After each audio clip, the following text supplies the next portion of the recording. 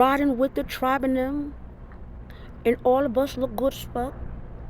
They say they are ops, but we don't know. We gotta look them up. Long as we been nippy tingling, not wondering what we do tomorrow that these hoes be mad at. Cue the intro.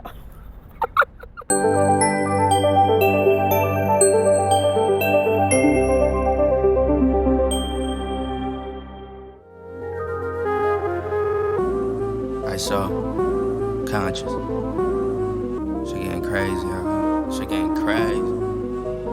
Here we go. Lucid dreams, so I can't be out here living stupid. I love hard, so you could say I was shot by Cupid. Say less, but every now and then I drop my 2 cents.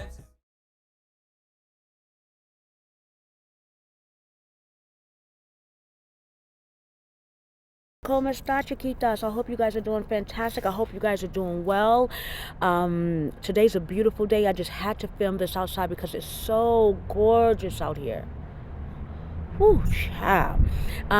Today's video was actually a request from one of our tribe members. Go ahead and shout her out right here, okay? Shout her out right here. If you haven't been paying attention to our community tab and you don't know what's going on there, I try to upload there any inspirational quote that I'm thinking about, what's on my mind. I'll also give shout outs to our tribe members over on the community tab. That's our community space there, okay? So try to get as active as you can over there so that those things can be seen by the rest of the tribe. In any event, over there I had announced that one of our tribe members, our very own Purple Maiden, guys, she has now created her own queendom. She has her very own king man, and I want to make sure that for those of you who hadn't already congratulated her on the community tab, please do that in the bottom of the comments of this video. We want to make sure that we are supporting each other and encouraging each other to live the life that we want to live, and however we can make that happen, let's make sure that we are supporting each other in doing that. Please do. Today's video is about provider male. I want to kind of give some hut wisdom on the perspective. I do think that the narrative that's out there is very surface level. It's actually quite scary, the information that is out there, especially when we're looking at how young girls are taking this information and using it. Before we get into today's video, I want to play this video from this here who I found on TikTok. I want you guys to watch this video, all right? Digest what you can. Whatever doesn't make sense, you get, throw it away. I always say take the meat, throw out the bones. Let's watch this and you and I will be back to chat, okay? I think you're being a sweet girl by dating a man and not asking for anything. Welcome to his circus. I understand her perspective as a woman, but from a man's perspective, if he truly loves you with all of his heart, he will never have an issue with you asking him for money. He will not have a problem giving you money because men are natural providers and they want to take care of what they love. The only thing a man may have an issue with is if a woman only sees him as a free checkbook, that he has no validity outside of what he can do for her. That's why I always tell women, don't go after the guy just because he got money. Don't go after the guy because he knows how to lead with his pocketbook. Because that man that leads with his wallet will find other ways to manipulate you outside of monetary. But the man you should choose is a man who is generous. Because a man who is generous will give you everything even if you don't have a lot. The man who is generous doesn't lead with his wallet because it's actually in his nature to want to take care of you. It's in his nature to want to make sure you don't have to really ask for much. He pays attention to you. He listens to you. See, that man, you don't have to beg for anything because that man genuinely sees you as treasure and not a trophy. See, men who lead with their wallets, they see women as trophies, something to show off, something that's bright, something that gets passed around, something that goes to the highest bidder. But when you are treasure, you have value, you are protected, you are something that is not meant for everybody, you can't be given to everybody. So for the women out there, if you are with a man who does not take care of you mentally, emotionally, physically, then he is not a generous man. A generous man will not only lead with his money, he will lead with his heart, his principles, his morals. He will always make sure you're taken care of and you won't have to really ask for much at all. You will know the difference when you meet a generous man and a man who leads with his wallet. Because no matter if he's up or down, whether he has a lot or he has nothing at all, that man will do for you because of who he is and not because of what he got. Pick the generous man.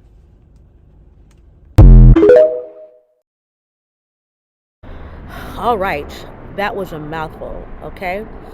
I always like to get a man's perspective when we're talking about men.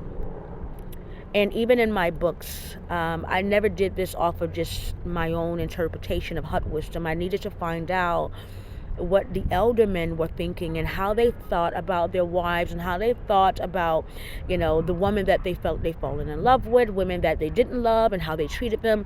I've always wanted to get a masculine perspective because I can only go so far because I understand womanhood from the perspective of being a woman. I cannot understand masculinity without involving the masculine. And so you see that video there, right? There's something that I really want to say that my mother said to me, I want to say over 35 years ago, all right? She had said to me, she had come to my house to visit.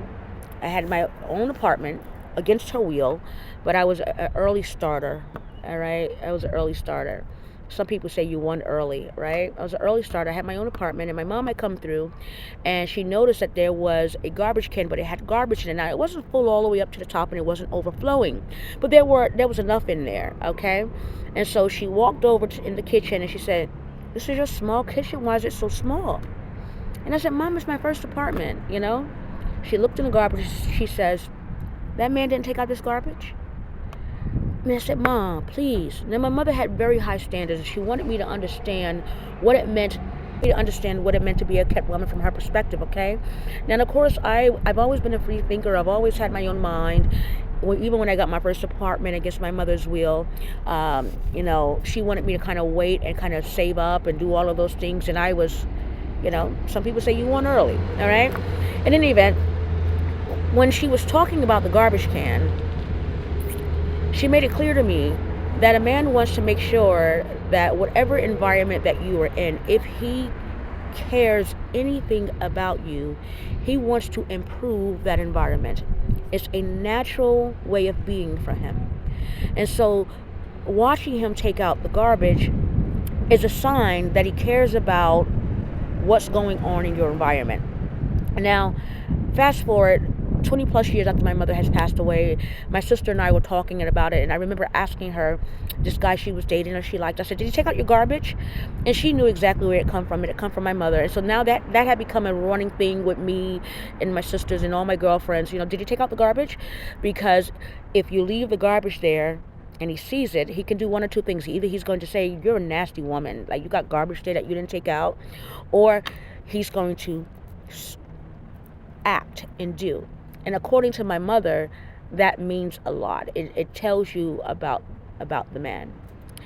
And, like I said, my mother was old school, and that was her way of thinking. However, as I've gotten older, I realized that there was some truth in it. And it wasn't just about the garbage. It wasn't just about you having garbage there. It was about your actual environment. If he comes to your house and he likes you and he sees that you live in a place that's not, maybe it's not as safe, something in him is going to rile up, and he's going to want to see if he can improve your circumstances. It's the things that you probably are going to miss on a daily. It's the things that you're not going to really actually kind of pay attention to, like he gets in your car, or you need an oil change and he gets an oil change for you, or but that's after he's established that he likes you. Once he establishes that he likes you and he cares for you, there's just an unlimited number of things he's going to do. I've seen it in my own life, and I know it to be true. When a man likes you and have discovered who you are, and he finds value in you, you'll never have to ask for a dime. I'm going to give you a story, okay? This is my very own story. I'll never forget. I was getting in. He had let me hold his car because he wanted me to pick him up from school. And I had his car. And I realized that there was $10 in the cup holder. Now, back then I was younger, okay? And I'm like, I called him, I said, "Babe, why did you leave $10 in the cup holder?" He said, "Aren't you going to need lunch?" And I said, "Yeah, but didn't we just buy lunch?" He said, but if you want lunch, you want something else, just get it. You might get hungry. And so it was only $10. But what I didn't realize is as the relationship went on, there was always $10 in the cup holder. Almost every time I dropped him off at school, I would take his car and go, pick him up, and there was always $10. If he was counting money or change from the gas station, he would take some and give some to me. And I'm like, wait, I don't need this. Why are you giving me $4? I don't need $4. Just keep it. And every time it would happen, I start to think, this is the garbage can situation. This is what my mother is talking about. The first time we had dinner, he got one big plate, and we split it. Not because he was being cheap. He was very intimate. And I'll never forget how, instead of taking the last bite, he pushed the rest over. And I said, no, babe, I'm done. He's like, no. Take it. I'm like, no, I'm good, babe. No, you have it. On the side of the plate for me. And I said, no, babe, you have it. He said, no, you have it. Eat, please eat. I'm like, no, you have it. And I remember him saying, I want you to have it. Have the last bite. And I realized that almost every last bite, when he would eat an ice cream, he would say, babe, you want it? If it was popcorn, babe, you want these? That's my mother's lesson. He's going to want to improve your environment. He's going to want to make sure that you have the last bite. And then what you'll find is that you want to make sure that he has the last bite. Because that happened to us a lot. I'm like, no, babe, you have it. No, you have it. And so now it's two people making sure that they have the last bite. But in today's world, everybody wants the last bite. They want the first bite and the last bite without giving any effort or making any effort. But what I've learned is that if someone truly, really cares about your well-being, if they care about who you are as a woman, if they can find value in you, and if they understand that you add value to their life, to your life, then what you'll find is that he's going to make provisions for you almost all the time. He's going to do little things that, like, make sure that your car has gas before he goes to work in the morning, all right? He's going to make sure that both cars are filled. So when you go, you just go and your car's already full. You don't have to worry about gas. Or he'll say, Mama, there's no gas in your car. Be sure to go get gas on your way, all right? When it's time for an oil change. Those are making provisions for you. That is providing. However, we have perverted that in such a sense today that women are expecting men on the first date not to take them to the Cheesecake Factory, and not to take them to, a coffee date, or not to take them to the park. And it's perverted in such a way. I'm like, who are these people? And what planet are they living on? I wouldn't want my son to exhaust himself on someone he's swiped left on. Find out if you guys have some interest. In essence, what we are doing is having a transactional relationship. Now, a relationship should be transactional, but I'm talking about a different kind of transaction. I'm leaning towards prostitution in a sense, okay? If you want to be a sugar babe, you can't get my time unless you give me a dime. If that's what you're into, understand that that's what that is. But in the real world, how you apply that method is take a look how he's improving your life overall, right? If you were living in one place and he said, no, I want to change your life, I'm going to move you someplace else. He's adding value to your life. He's providing. If, in fact, you couldn't afford a gym membership, and next thing you know, there's a gym membership on your counter before he leaves, that's a provision. If he leaves money for you every time he goes for work, I don't know how men do, like, where do they get that training for? But a man who leaves money and knows that you don't need it, he knows you don't need the money. But it's, babe, if you even thought about wanting it, I already got you. Whether it's $10, back then it was $10 when I was younger. And right now we know $10 will do nothing. But that's what I mean. Those are the things that we need to be looking at. If you want a provider male, someone who's going to provide for you, my love, you have to be the one that he cares for. You have to be someone that he finds value in. He wants to add you to his life. And so since he wants to add you to his life, he wants to consistently add to yours. It's going to be a no-brainer. He's not going to even think about it. He'll say something like, oh, wait, what do you mean you don't need it? Just take it. He's not even thinking that, baby, you already gave me $10 yesterday that I didn't spend. I still have it. No, babe, still keep it. You might need it. You understand? It's not even dawning on him that, it becomes a natural part of his existence to make sure that you are good. That's a provider male. He wants to make sure you are good. For whatever the reasons are. He's working 2 jobs to make sure that you guys are good. I have a friend, I think I said this on one of my videos. Her husband is a facilities manager at a school system, a maintenance man, okay? He's been there for over 20 years. She's never worked since they've been married. But in today's world, if you're a maintenance man, absolutely not. You have to have 6 figures. This woman has never worked since they've been married. Now, she's a damn good wife, granted, okay? They have a very beautiful home. He's been there for a very long time, and he takes damn good care. I want to say your name so bad to give you a shout out, but I don't know if that's okay. But this is what I'm saying. And I'm not saying that women have an unreasonable expectation when it comes to wanting to be a kept wife, because I come from a family of kept women. I understand that. I know that, And I think I said this on my first video. I don't want to call out any names, but ever since my first boyfriend, I understood what it meant to be kept. My first bedroom set, my adult bedroom set, came from my first boyfriend. My big earrings and all those things. So I understand what it means for someone to keep you. But darling, that's when they find out that you are someone that they want to keep. If I swipe left on you, I don't even know if I like your attitude. So yeah, allow people to get to know you as a woman. You get to know them. Somehow we speed past the getting to know phase, and it's, I want you to do for me. Buy me a Chanel bag. Honey, your attitude stinks. I don't even want to take you to the corner store, let alone, introduce you to my professors or, my friends or family. But if this is somebody that you've identified as a keeper, he's going to automatically want to do something. It's natural for a good man. We're talking about good men here, okay? And when I say good men, I'm not talking about somebody who just pays all your bills, because you can have that, all right? I said this in the other video, you can have a man who pays everything, but you're enslaved, all right? You can have someone who pays everything, takes care of all of your bills, but they want control over your entire life. You can't go outside, you can't talk to your family, you're on an island, it's you and him. He pays for you, and that is your position. You can have that also.